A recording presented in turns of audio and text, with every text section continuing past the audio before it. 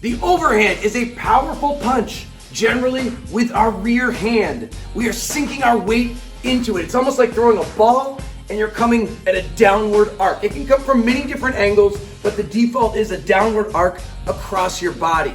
Now, you may be a risky punch. You are leaving yourself open when you throw it, but we want to do things to minimize that risk. Here are several issues we see a lot in class. Like with any punch, not using your lower body. We see this a lot where it's just the arms, just the upper body. You kind of see it more on an overhand. Instead, you really want to dip that lead shoulder and drop the weight down as you come over the top. And then sometimes people will get the bend when they throw the overhand, but it's more of a casual bend as opposed to a dropping of the weight. That's where you're really gonna get that power on that big drop.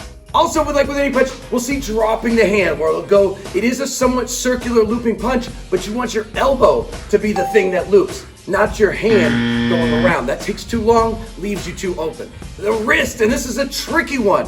So, we'll see a lot of times overhands with a regular, almost like a cross wrist, maybe even a hook wrist sometimes, but you actually want to rotate your wrist all the way over. So if you can see, I'm turning my palm all the way out, corkscrew. We're still hitting with the top two knuckles. And it has never been more important to keep your wrist straight and your fist tight when you land that overhand. You won't want to bend it. It's easy to bend. Sometimes I see the wrist bending. Don't let that wrist bend at all. Keep it locked out and straight. And that is how we do it.